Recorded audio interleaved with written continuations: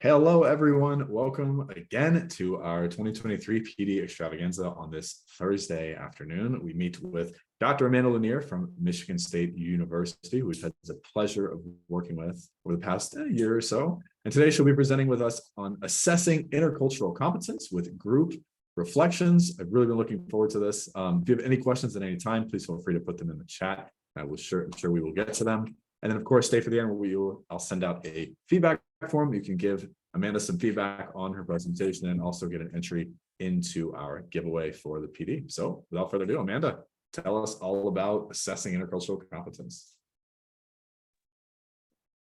Okay, so can I start out by singing Grant's praises a little bit? So he didn't put me up to this, but he has worked with us, as he said. So last year we presented together, which was terrific. We presented on opening the silos. So we were talking about the fact that a lot of teachers tend not to believe they can learn from teachers of other languages. And very often we don't interact with each other. And so we don't really have the opportunities we could have to develop together, to share resources, to reduce the burden overall of the work that we do. And so that is something that I think Grant is doing for a lot of you, in that this isn't just an app. This is a way that when you're using the tool, you have a way to connect with other teachers, and even being able to go into the Commons and Extempore and pull what others have done, but also to share with other teachers the activities that you're doing. I think that's really valuable. And for an app like this to have a community manager who is a language teacher with the kind of background and the kind of empathy and experience that Grant has is unusual. So that's my little plug for Grant and for Extempore. Grant helped us out with our internal virtual conference that we do in my course on program development administration. And then he also asked me to present again this summer. So that said, and I also want to wave at my student here who's joining us, Laura. So the Master's in Foreign Language Teaching has an entire course in intercultural competence. And I really enjoy teaching intercultural competence, teaching about culture, teaching teachers to teach culture, but it's an entire course. And so every time I present on something to do with culture and intercultural competence, there's much more that I want to do. There's much more depth that I want to go into. I want to give you more resources. I want to give you more tools. And I've honed those tools over the years. I'm still honing those tools. So we won't go into depth on everything that you're going to see today. What I have done, and sorry, this is the synopsis here. What I have done for you is that I have collected resources in a Wakelet collection. And among the things that you can find in that Wakelet collection is a page on my website that focuses on intercultural competence in language teaching. And so don't worry too much about some things that will go by quickly, or some things where you're going to have more questions, because I'm going to invite you to ask more questions, and I'm going to point you to resources where you can learn more after this. What I really want to focus on today is the challenge of assessing intercultural competence. So that said, I want to back up a step. And this is something that anyone who's talked to me this year probably about language teaching has heard me harp on, and that is, when we teach languages, proficiency is very, very important. We do not want to teach languages and not focus on proficiency. But big picture, why are we doing it? Why do we think it's so important for our learners to study world languages? Why do these programs need to exist? Why do you keep doing what you do? I know that's a huge question, but I want you to answer in the chat. What, just something that you think is a driving reason that works for you, maybe that works for your administration. What do you tell your students? Why? Why put energy into it?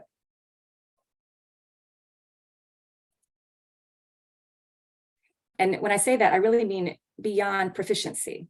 So yes, proficiency is extremely important. Like I said, you don't want to teach language without proficiency, but what else?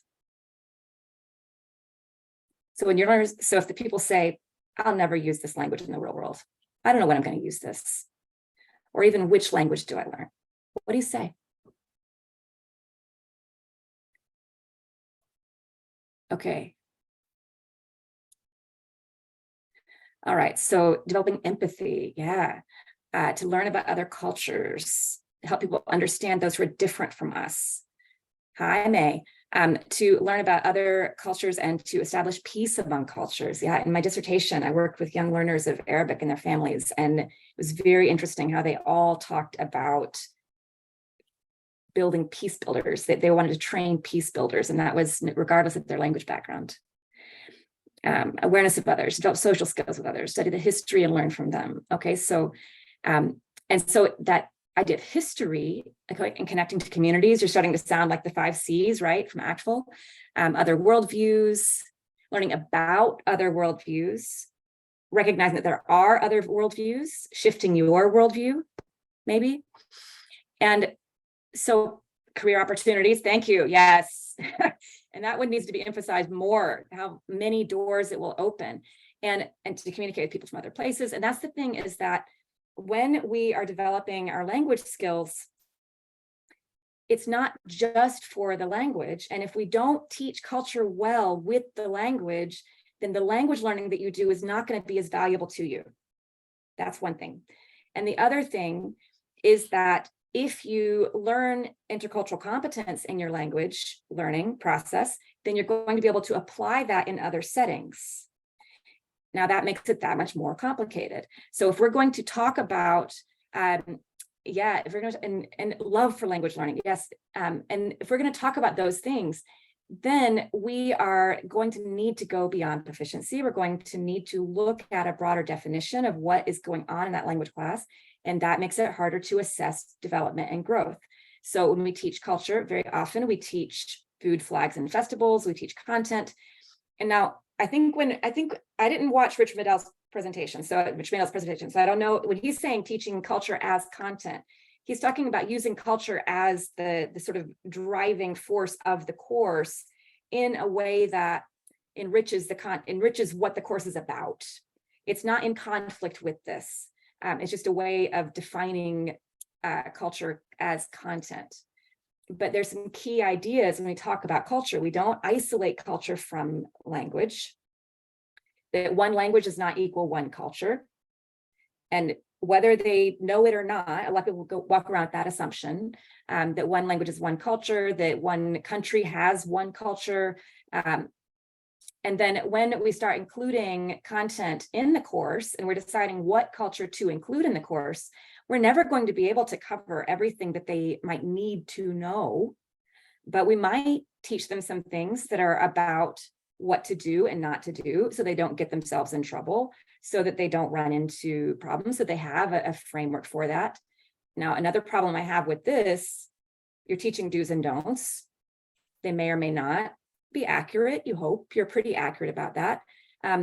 But also it sends a message that you're going to only use your language when you travel. So definitely what to do when you go there and what not to do. That puts the goal of language learning and the object of language learning and the benefit of language learning really far away if it's only about traveling to somewhere else. So again, the ICC piece also brings it in closer to home. Now, other things we can do when we're teaching culture is not just knowledge, not just what to do and not to do, but also a broader critical thinking approach. So we're higher in Bloom's taxonomy at that point. We're looking at more nuance. We're looking at more flexibility. We're hoping their thinking is going to be more flexible. We're giving them more to work with and to unpack. And then what gets hard about that, of course, is that the more complex this gets, it might be developmentally appropriate for a high schooler or a college student to start thinking with a higher level of cognitive engagement and more critical thinking about what culture and identity mean in a given country, but they're not ready with their language skills quite often. So for most of us, we're teaching a low enough level of language proficiency that they can't get into a lot of depth with that cultural analysis. And I'm going to come back to that. It's okay to switch to English at that point. All right. The other thing is you can't predict what cultures learners will need to know. And so if you're trying to teach culture well and include all this content in your course and to cover this material, even if you know that you shouldn't just be teaching the little separate culture box that's in your textbook, even if you know you shouldn't be separating out language and culture, you still need to make decisions about which cultures you are including. And at that point, we get into inclusivity and variation within those countries and countries that are not usually represented and those things. And so you may have a sense that you understand that breadth, but you're still not going to be able to identify all of the cultures that they need to know. And then the other piece is that if we don't teach the culture piece well, then they might have high proficiency and yet not be able to communicate effectively across cultural boundaries. And so what we want is for them to have the linguistic skills, the pragmatic competence, the sociolinguistic competence, all those things. And then we want them to be able to use that together with intercultural competence. All right. And so what it means when we get to that point is that we're not only getting away from teaching culture as content, but we're working on a toolkit. It's a skill set that we're developing. Intercultural competence empowers learners to learn, adjust, and adapt. There are more things that they are able to do, and they'll be able to keep learning and keep operating when they find themselves in those cross-cultural settings in the real world. And that might be in their own neighborhood, and it might be in another country. So when we want to figure out whether that's happening, then that's also where we get tricky. So knowledge is a lot easier to assess than skills are in general. You know that. You can memorize vocabulary. You can test memorized vocabulary. It's a lot harder to look at a skill set and to see if you are actually seeing growth in a skill set. And that is part of why the reflection element of teaching intercultural competence is so important, because that is when you have an opportunity to get the learners to externalize what it is that's going on with them so that you can see if it's growing. So one piece of reflection is that we are noticing we're getting better. We're giving ourselves an opportunity to gain from the experiences that we're having. And that's that John Dewey quote. This is not a perfectly accurate quote, by the way, but it's close. We don't learn from experience. We learn from reflecting on experience. But I'm also going to come back to this. The reflection is not something that you can skip. When you're doing an intercultural task, you cannot skip the reflective piece, because that is the piece where you pull together and you solidify and you make them aware and you give yourself a chance to assess ICC in that moment. Okay, so I'm going pretty fast. I did warn you I was going to go fast. Am I going way too fast? So, and you can disagree with me if there's a point that you're throwing this out there. It's okay. So Rich mentioned a lopsided approach where linguistic proficiency might be emphasized way more than ICC. And here's the other piece that is something that I really have had to work on and develop with my students over time, is that we spend so much time talking about developing proficiency, and that is so important, that when we then come back and say, now we're going to focus on ICC, they say, but how do they go together?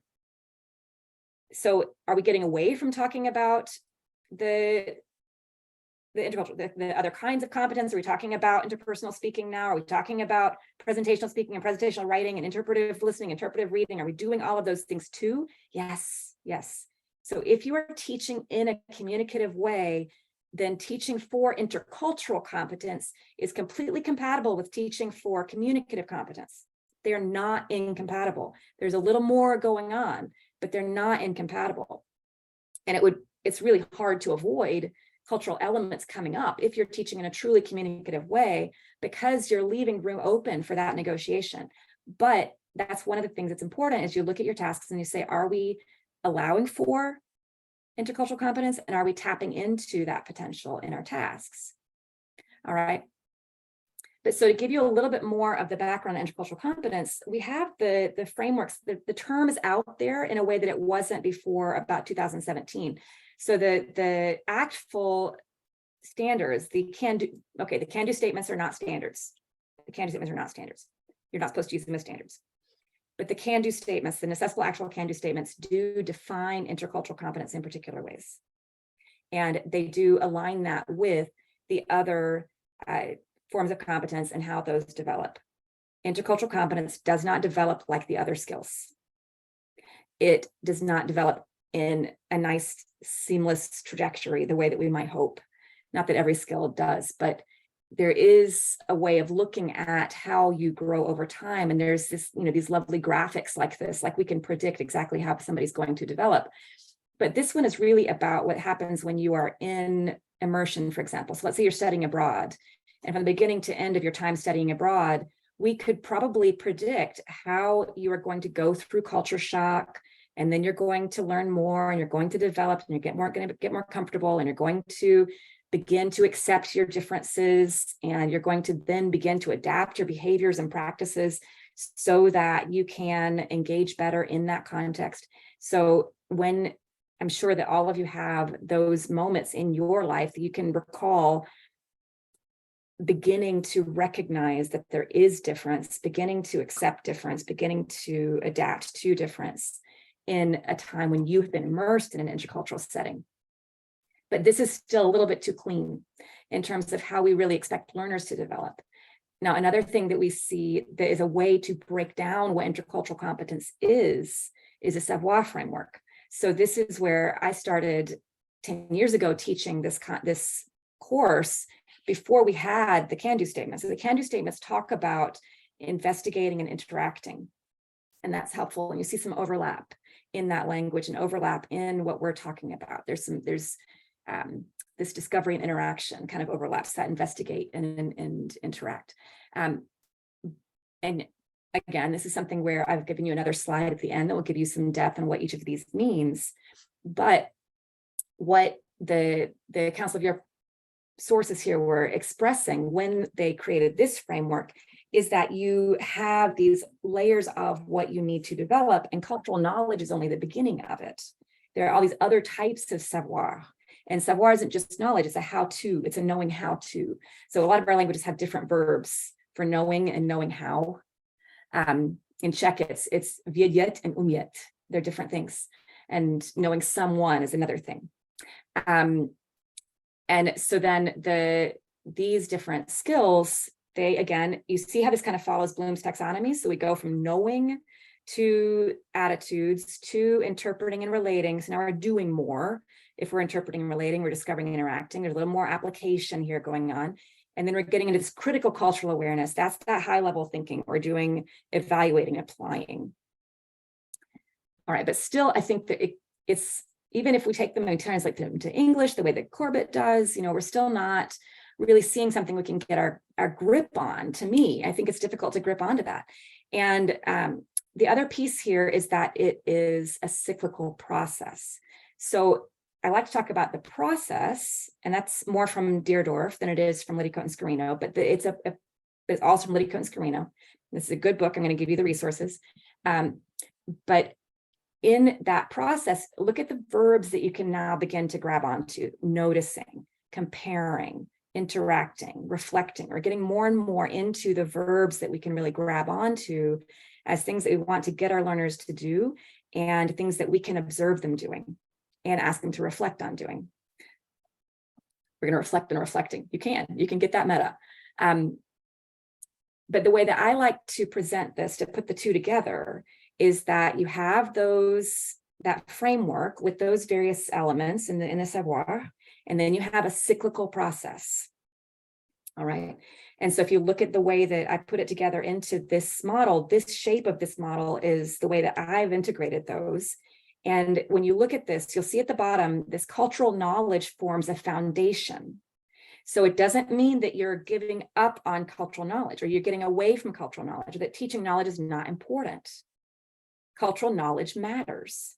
And again, which cultural knowledge, about whom, about what subgroups? Are you representing a wide variety of cultures? Are you giving them the knowledge that is going to provide a solid foundation, a broad foundation, but you cannot give them enough, and it's only a starting place. Now, the attitudes here is important as a filter. So we want them to go develop these skills and use these skills. We want them to go out here and this is more their interpretive, their reading and listening. This is more their discovery and interaction. They're more interpersonal. We want those things to happen. But when they go do those things, if the attitudes are closed, then you really can't go benefit from doing those things. And a lot of learners, the younger they are, I think the more we deal with this, but it's definitely not just about them being young. Sometimes young is better. That you believe that your way is the right way, or you don't realize how limited your worldview is, or you encounter something and you say, oh, that's weird. Why would somebody eat grasshoppers? Why would, that's a silly example, but, and snails, what's another example? What's something that your students think is weird? Do they still do that? Do you see your students just, oh, I don't like that. I don't know that. That's different. Do you have an example for me?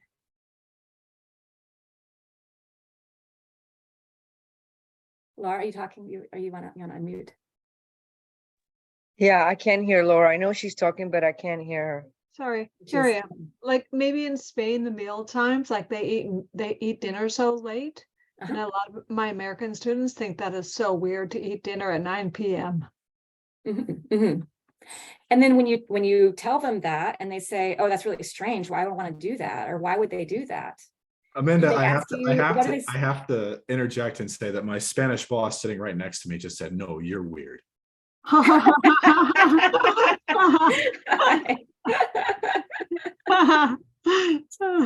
And we're doing a little self-awareness, right? Yeah. And so when they say that's when you say, oh, 9, and what do they actually say? Do they say that's weird? I don't know if they use the word weird, but they're just like, wow, I could never do that.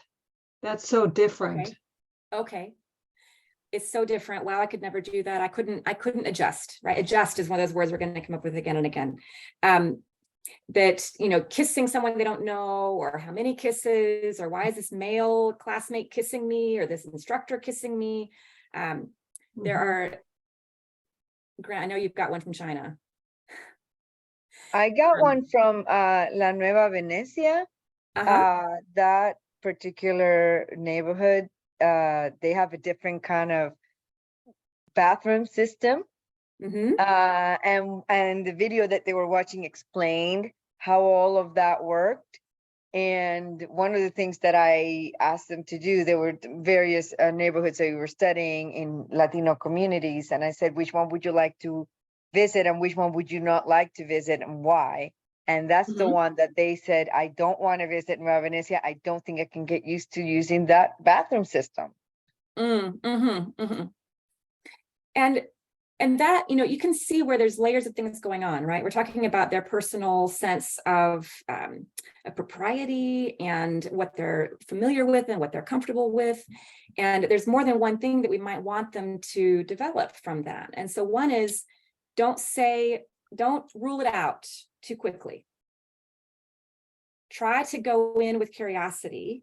And that alone. If you walk away from this with nothing else, just say, we want to develop an attitude of openness and curiosity. That when you encounter difference, you respond with curiosity and questions as opposed to responding with judgment. That's ICC. That's one of the best things you can teach. And that is what I'm talking about with this being a filter, that if you can get that to happen, then you can get them to benefit from these other things that you might make available to them. When we get to the critical cultural awareness, that's analysis. And so at that point, you might get into, okay, well, let's look at what's going on in that situation. So you watch the video, you get some exposure to it, you see what that looks like, you see how people are dealing with it. You might talk to people about that bathroom system and how they use it. And then you might get into a little bit of why. So why is it like that? Why is it still like that? Why has it not changed? How do people there feel about it? Does it bother them too sometimes? And that kind of critical cultural awareness where you're saying not only what is it and what's happening and how do people do it and how would I do it, which is a skill, just asking those questions, finding somebody to talk to you about it is a skill. But also thinking, how does it look to people who are doing it? How does it feel to them? And why is it like that? How does it fit into its own context? How does it fit into that culture that's what's going on? Those are part of that critical cultural awareness piece. And what happens with all of these is that we don't teach them one time. And you know that with your other skills that you're teaching, when you're teaching interpersonal communication, it's not like you get to a certain level of interpersonal communication and then you check it off the list. Even the can-do statements, the general can-do statements, you don't check off a can-do statement completely. You might check it off for a certain topic, but you're not checking off a can-do statement based on one activity with one specific topic. It's cyclical, it's a process. And particularly with ICC, you're going to come back over and over and over and over again. And hopefully what's going to happen is that each time you give them that opportunity, it grows. And that's where you get that critical cultural awareness. And the next time they encounter more cultural knowledge, it grows. They can use that awareness when they encounter that next knowledge and that next opportunity. And so with assessment, I think that's, I want you to hold that in your head, that it's okay to do the same thing over and over again and to assess the same way over and over again, which means using the same rubrics over and over again, because you want to see those things repeated in greater depth over time. Now, when I teach intercultural competence, one of the ways that I think helps break down what we're talking about is that we separate out cultural knowledge and then a cross-cultural experience, and then intercultural skills, and intercultural attitudes develop along the way. And so when I say experience, what I mean is that you're giving them an opportunity to encounter it. I'm sorry, my gallery is not showing me everybody. And so tell me, the bathroom situation in Venezia is, so that example, there was a video? Yeah, there's a video. And basically where the neighborhood is located, there's the ocean, and then there's a lake, and there's a river, and all of those bodies of water are what helps the, they don't have plumbing. So it helps with the situation of people going to the bathroom. And keeping things clean. Yeah, okay. In the same video, they also explain how the country tried to create like a street or some kind of road, and that affected their evacuation system, the waters to be able to flow freely. So they had to then take it down. Whatever they were able to build at that point, they had to take it down because it was affecting then the wildlife. It was affecting the people who live there, and so they don't have plumbing. They don't have running water. Okay. And so so I'm listening to you talk about this, and I'm thinking, you're very aware of that particular situation, and you just gave us knowledge about that situation. And then when you bring that to your students, you give them the video so they can gain some knowledge about that situation. They can see that in context. And is the video in the target language? Yes. Okay. Yes, it is. And so there's various activities you would do with that video to make sure they comprehend the video, and that they're developing some language skills. So there's a lot of scaffolding and previewing things that we do before they actually watch it. We talk about floating homes and stuff like that. And interestingly enough, I found out that we have also a community where I live where the houses are also floating on a lake. So I'm like, oh, this is great. We can use that. Yeah, I took videos, and I was like, oh my gosh. Your activity. So the more you talk about this, you're pulling out more intercultural potential, because another thing that happens is that you are talking about what happens there. You're giving us more context for the why of what's happening there. But then you're also saying there's a parallel, there's a connection to something we do here.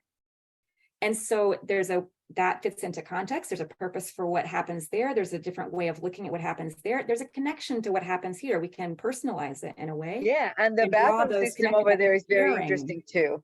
Yeah, yeah. And so, but we don't have an activity yet, really. We don't have a task yet. So we've done some interpretive work, so we understand the video, but we don't yet have a main task for activity. So, but we have given them in that video that, and even talking about the video. So you talking about the video is all part of that cross-cultural experience.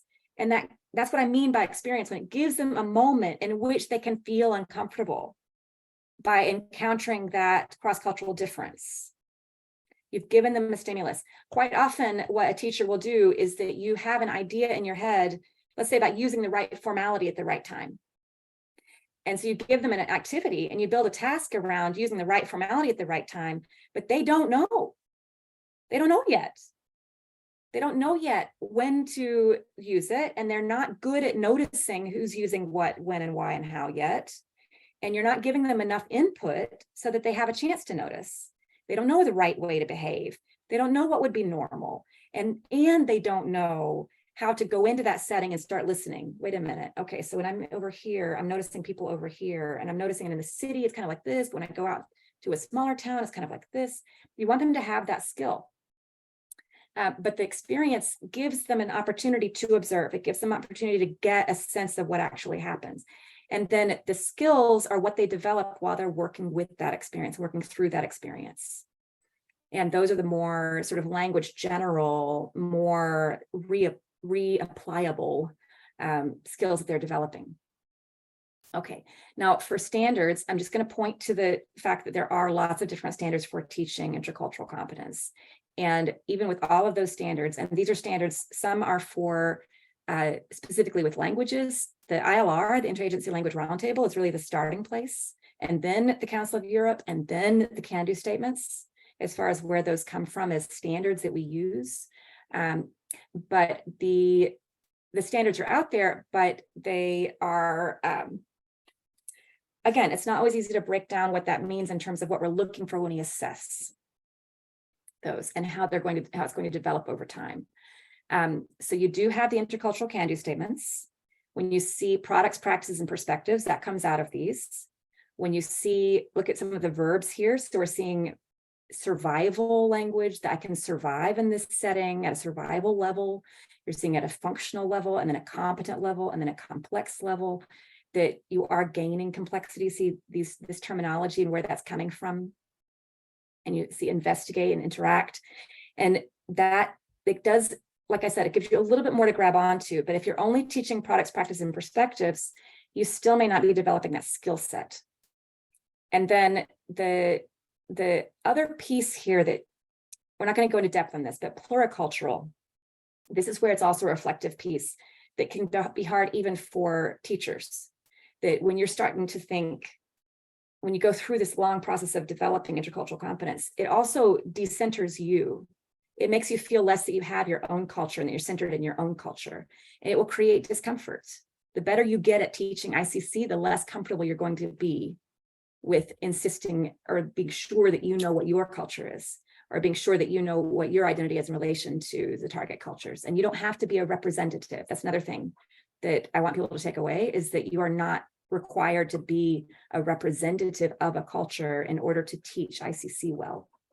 You're more of a model of developing ICC than you are a representative of a given culture.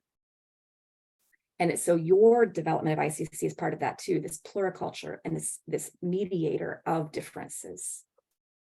All right, but it's worth it. It is worth it to assess ICC well for a few reasons. So one of them is that if you can show as a credential that you have ICC and you have these skills, it will open doors, just like we talked about, that you want to be able to cash in that language skill, and you want to be able to cash in that ICC skill. You want to be able to recognize it and know that you have it. And if you have something that assesses it and you can say, look, I can show you my assessment, I have this, then that can open doors for you. If there's no assessment, then it's not documented. So it's much harder for you to convey to people that you have that skill without showing them in the moment.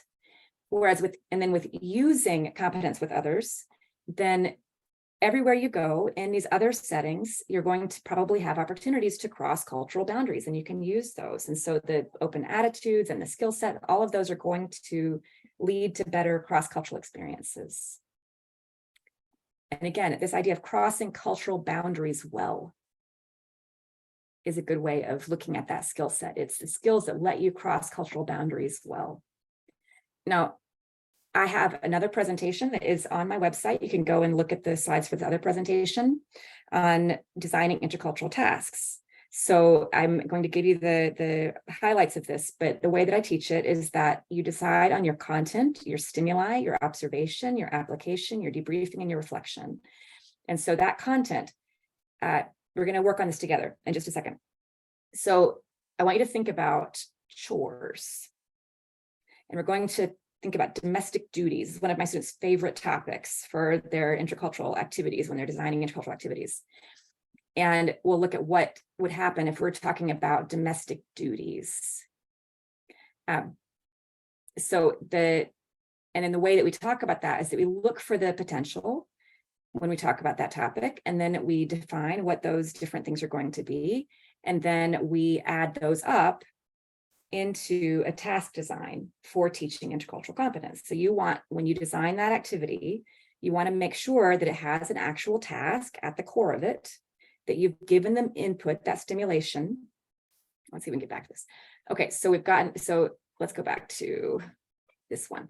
All right, so that when we give them that activity that we're building around, that we've got that main task we want them to do, we know we're giving them stimuli so they can have that cross-cultural experience, they're getting input. We're having them do something with that input, so we know they're processing it, we know that they understand it. We've decided what our content is, so that was our topic. If we're doing domestic duties, that's our topic. All right, and then we're going to go from the end of that task, that main task, into debriefing it and then reflecting on it. And so if we're doing domestic duties, do you teach that? Who teaches something that has to do with chores or domestic duties? Unfortunately, me. So what are some, so I can give you some examples if you don't give me, I've got some ready to go, but what are some ways that you do that? What would be a task? Or you can tell me the stimuli. So one thing that I say a lot about this too is that you might start in different places. So maybe you have this video you want to show, and then you're going to build an activity around that video that you want to show. So you're going to make sure there's a task and all those things, but it's about that video you want to show. Or you may know that you want them to do interviews, and interviews are really a task. All right, so how do you set them up for those interviews? So what would be a way that you teach that?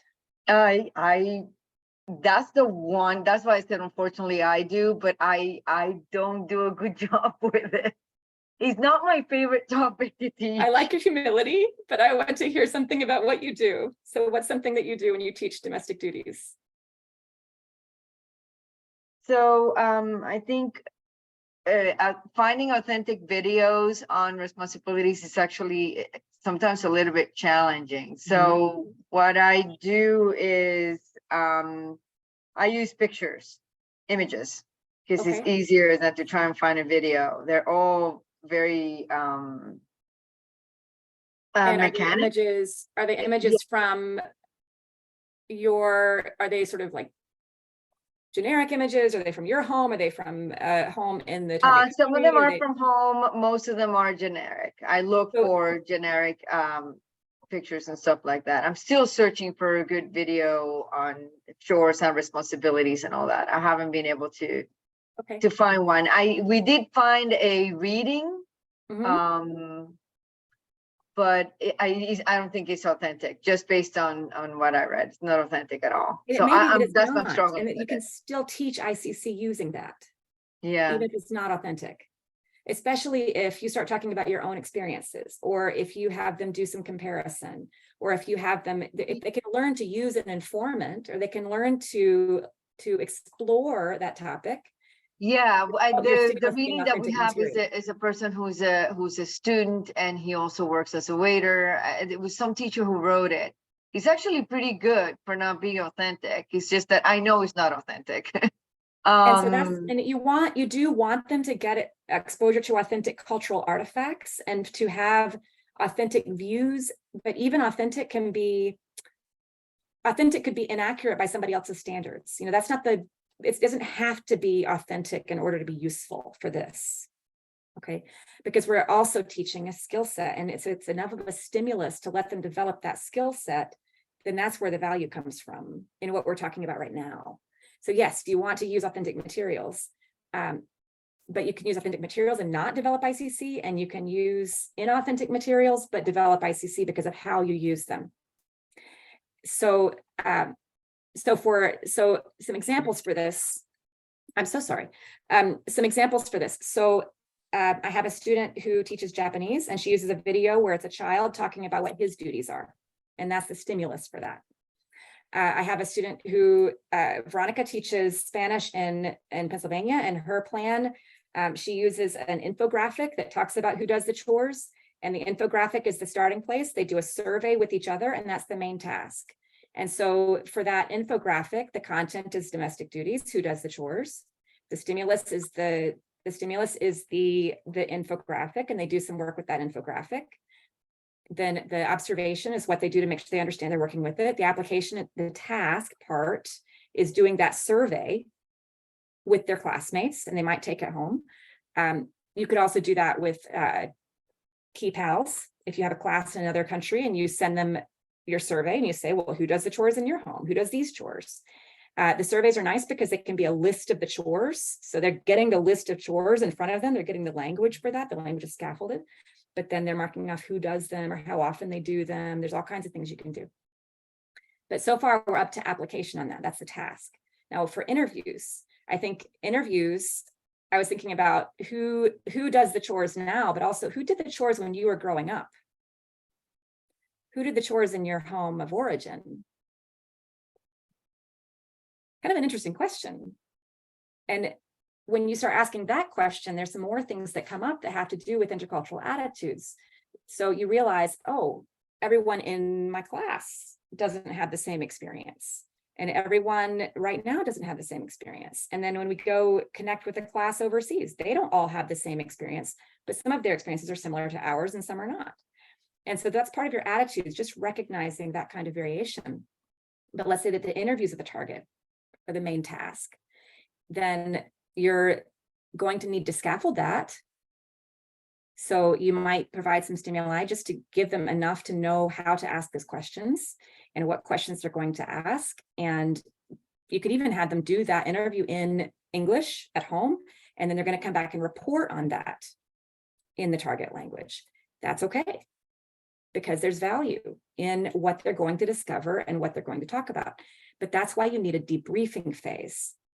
All right. And so what happens in a debriefing phase, and this is me, again, this is the way that I teach it. So I know you're not going to encounter this necessarily or have seen this before, but what I do is I differentiate between debriefing and reflection. And so what I mean by that is, if you, let's say that you do that survey, or you do those interviews, or you have them go explore tacos in every region of Mexico, and each one of them has a different region to explore, or whatever the activity is that you do, you need the phase when they come back together and they report and you see collectively what they found. And you can do that part in the target language. You can stay close to what they're able to do in the target language. And you say, all right, well, you went and all interviewed and then came back and presented to us in whatever format you're using for presenting, that what you found about what was typical in these various homes. And then you might have them as another activity compile what they found. Okay. And at that debriefing phase is when they can begin to notice things. So that's when they're going to start noticing things like, wait a minute, we're not all exactly the same. And this works out differently over here. And then they start wondering, like, why is it different over there than it is over here? And what would cause that to happen? And do I like that or do I not like that? Do I wish that I lived there because I like that, how that works there? Or am I happy with how I am now? If somebody visited me, would they be uncomfortable? What would I tell an exchange student about what their responsibilities are? So there's a story that my student told me about going to Japan, and then the host mother had a totally different way of dealing with the visiting student from the US than with her own children. And so everything that this person had learned about how they're supposed to behave in this Japanese home was not working, because the host mother had a totally different idea about what that person should be doing.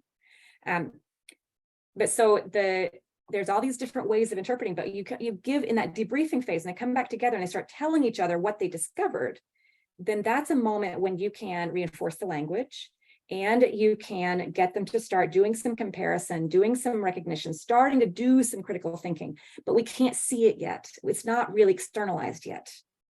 So yes, we've seen them ask questions. We've seen them maybe find an informant. We've seen them do some adjusting. We've seen them operate with curiosity, but we can't get to that critical thinking just yet, or we can't get to how their attitudes have adjusted just yet, because we haven't given them a way to externalize that. It's still going on internally. And that's another thing that I see a lot, is that people give that whole opportunity and have this beautifully designed task, beautifully designed activity, all of it's put together. You know what you want them to notice. You've got great stimuli. You've given them good opportunities to comprehend it and work with it. You've given them a task. The task is using all of their communicative skills. They're getting a lot of authentic input. They're getting a lot of interaction. They've enjoyed it. They're having a great time. But you get to the end of it and you're just hoping that they notice things, We're just hoping that skills developed. And maybe they did. Maybe they did. We don't know that yet. We haven't seen it yet. And if you see it, you see it, and also you raise their awareness of it so they can see it developing and they can value it and they can keep investing in it as their skills will continue to develop. And that's the reflection piece, is where then you can say, and now this is where I would switch to the native language, because now this is a level of speaking they're not ready for. It's much more abstract. It's much more undefined. It's much more, you're dealing with abstract concepts. You're dealing with more distant times and places. You're dealing with the conditional forms. You're all of these things that are very difficult for them to articulate in a language they're learning at the intermediate level, even up to intermediate high. It can be difficult to articulate the kinds of things that you might be recognizing and noticing. But you can use English to do these things. And that's when you have 90% target language. And also you can ask them to do things outside class. So you're going to judiciously use the native language to pull together that reflection and noticing and analysis of what they've learned. All right. And so I'm sorry about that one slide. I keep going over it. And, you know, I couldn't just show you one time. I had to keep showing you my bad slide. And so this is where I'm saying that debriefing and reflecting, this gives you some space. Okay, so now we're going to get to the piece that I haven't gone through and taught everyone who's heard, who's come through this with me in recent years. This is giving us a way to have a framework that does two things. This is the KASE guide. All right, and what this does is we can use this as a guide for reflection. And then we can also use it as a guide for our rubric, for our analysis. I hope you're not hearing the dog below me panting. If we're using it as a guide for reflection, then we're going to say, how did your knowledge grow about this topic? So if we're talking about the bathroom facilities where the houses are floating houses, then there's knowledge about that has increased and that's growing.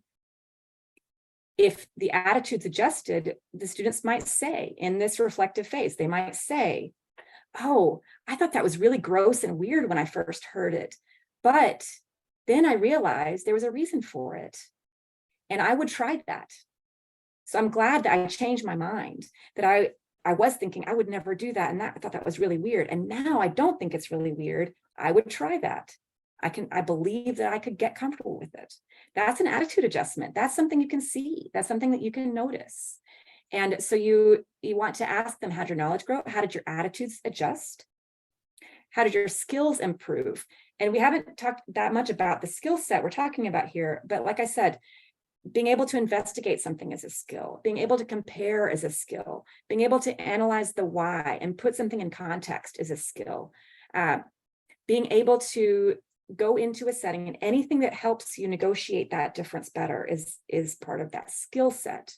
But discovering and interacting are the main things you can keep in your head. We're going to get better at gaining understanding. We're going to get better at investigating, and we're going to get better interacting more effectively. We're going to be able to behave in a way that's more appropriate and do things that help us operate better in that setting. And so you can have them think about their skills. And you might think if they did interviews, you could say, well, my next interview will be better because I'll ask this question, or I'll ask it differently, or I'll talk less, and then engage yourself. This used to say evaluate, again, kind of thinking more in terms of Bloom's taxonomy, but with the intercultural framework, we go to s'engager, engage yourself. And that engagement, at that point, not only do I know more and I have more open attitudes and I have skills I can use, but I want to engage. I want to understand more deeply. I want to create opportunities to learn more. Put me in that setting so that I can get better at understanding and adapting and working with this situation. And that critical piece of understanding this situation in context is part of that engagement, that critical awareness. So if this is a reflection guide and you can give your students this reflection guide, then you also can use that as your rubric. So when you give them the opportunity to when you give them the opportunity to reflect on it, then you have things you can comment on. You're going to comment, I saw that. I know that you talked about that. I recognize that that came up. All right, so we promised that we would look at, oh, and I did include it, these intercultural attitude adjustments. This is another one of those things I'm going to include when I give you the slides, as well as the links. But I'm going to jump over and I'm going to show you what this looks like. And I'm going to leave you with the link so that you can reflect on this presentation by doing a group activity. And so let me make sure that you know what we're looking at. So I'm going to stop sharing here and I'm going to start sharing my other window here. And we're near the end, so we're going to wrap up soon. Okay, and so here's my Extempore window over here, and I'm in my Extempore account, and I have created something for the students to do that's a debriefing task. That's asking them to share with each other and compare, to say, you know, what you did. You're going to compare what you found. You're going to find connections between what you found.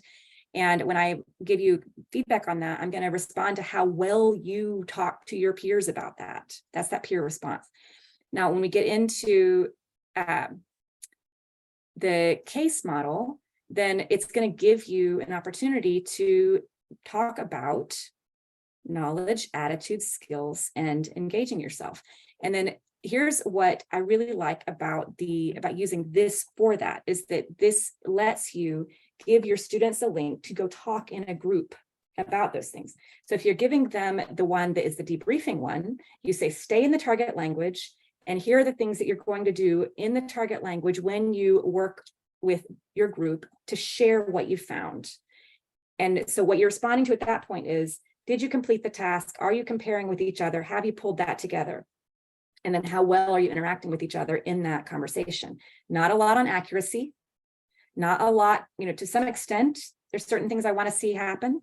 But then when we do this piece where we're doing the reflection, this is in English, and it's saying, in the activity that we just did, what impact did it have on you?